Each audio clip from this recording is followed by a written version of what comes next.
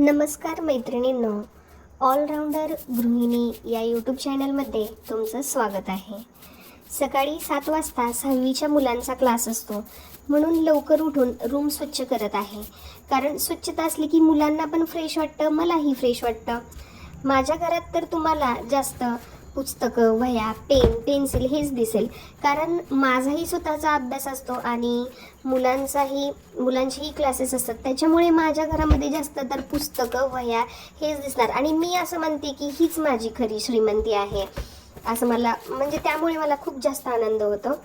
त्यानंतर अंगणामध्ये पण काय झालेलं आहे, कढीपत्त्याची भरपूर अशी झाडं आहेत आणि तसंच कढीपत्ताच नाही, आंबा आणि वेगवेगळ्या फुलांची झाडं असं भरपूर प्रमाणामध्ये अंगणामध्येही आमच्या झाडं आहेत.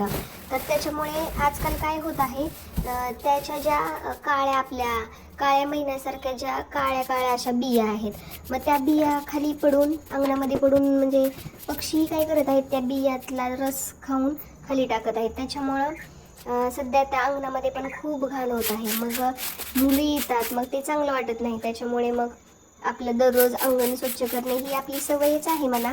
पण तरीही कधीमधी जर मला वेळ नसेल तर मग मी 2 दिवसाआड अंगण झाडते, कारण भरपूर मोठं अंगण आहे ना.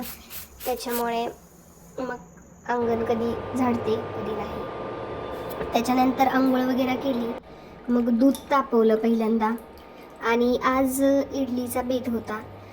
मला इडली खूप जास्त आवडते, त्याच्यामुळे आठवडा 2 आठवड्यात इडली मी करतच असते. पण आज तुरीच्या डाळीचं वरण न घालता मी मुगाच्या डाळीचं वरण करण्याचं ठरवलं.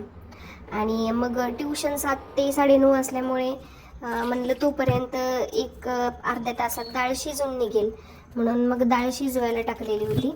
आणि त्याच्यानंतर क्लास झाल्यानंतर मग शिजलेली डाळ होती, पहिल्यांदा म्हणलं त्याचं सांबार करून घ्यावं, म्हणून मग पहिल्यांदा डाळ जी होती शिजलेली थोडी गरगटून घेतली. आणि जास्त प्रमाण नाही केलेलं आज, थोडंच माझ्यापुरतंच केलेलं आहे.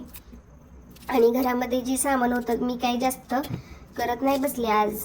जेवढं होतं तेवढं, जसं की आपलंच टोमॅटो, कांदा आणि कोथिंबीर होती. आणि अंगणातच कढीपत्त्याचं झाड असल्यामुळे मी कधी कढीपत्ता आजपर्यंत आणलेलाच नाही आहे.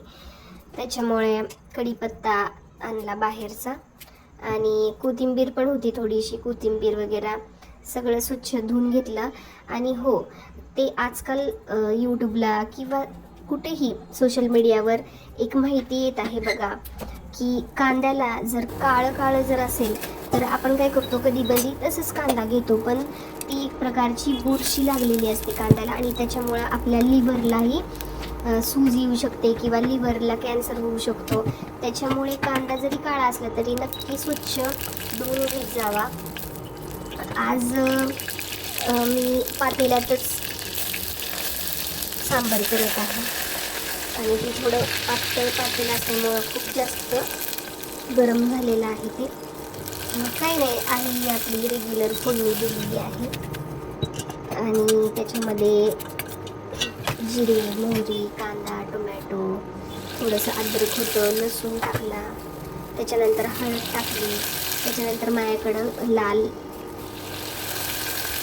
अंबारी मसाला होता तर तो पण टाकला. आणि सांबार मसाला एक होता, तोही त्याच्यामध्ये टाकला. मस्तपैकी परतून घेतलं. थोडंसं मीठ ॲड केलं का तर जास्त लवकर परतलं जातं.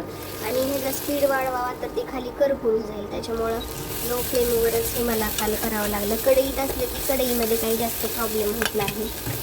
मग त्याच्यानंतर गरगटलेली डाळ टाकली, थोडंसं हलवून घेतलं. म्हणलं एक उकळी येईपर्यंत आता जे ते इडलीचं बॅटर आहे तर ते पण बघावं म्हणलं. पहिल्यांदा व्यवस्थित हलवून घेतलं, त्याला मिक्स म्हणजे व्यवस्थित एकदा 2 मिनिटं 3 मिनिटं जेव्हा आपण हे म्हणजे जे मिक्स आपलं इडलीचं जे पीठ आहे ना तर ते व्यवस्थित मिक्स करून घ्यायचं चांगलं.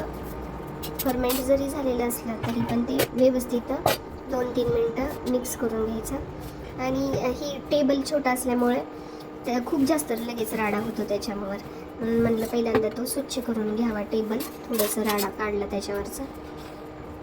नंतर हे इडलीचं आता त्याला उकळी फुटेपर्यंत म्हणलं इडलीचं आपण बघा मी सांगितल्याप्रमाणे असं त्याला मिक्स करून घेतलं डबल.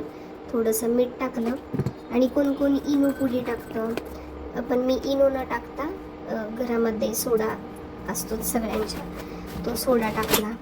आणि मग इडलीचं हे भांडं मी इथल्याच मार्केटमधनं घेतलेलं आहे. जेव्हा माझ्याकडे भांडं नव्हतं तेव्हा मी पातेल्याला आपण बघतोच की पातेल्याला कॉटनचं कापड लावून आणि त्याच्यावरती 30 इडलीप्रमाणे इडली करत असायचे. पण त्याच्यानंतर मी हे 900 रुपयाला काहीतर ऑफलाईनच हे भांडं घेतलेलं आहे आमच्या इथल्याच मार्केटमध्ये. खूप छान भांडं आहे हे आणि इडलीचं बॅटरही खूप छान झालेलं होतं. त्याच्यामुळे इडल्या इतक्या छान झाल्या त्या खायला. आणि मी आत्तापर्यंत इडलीचा जवळजवळ 10-12 वेळेस ट्राय केलेला आहे. तेव्हा कुठं मला आत्ता ह्या इडल्या व्यवस्थित जमत आहेत. ते आपण म्हणतो ना प्रयत्न केल्याशिवाय काहीच जमत नाही बघा, तशी गोष्ट आहे. त्याच्यानंतर मग एक 5 ते 5च मिनिटात या भांड्यामध्ये इडल्या होतात. मग म्हणलं तोपर्यंत इडली होईपर्यंत आपण तिकडलं जरा बघूया. हे बघा किती मस्त सांबर आणि इडली तयार झालेली आहे. सांबर ही अशा प्रकारे छान झालेली बघा.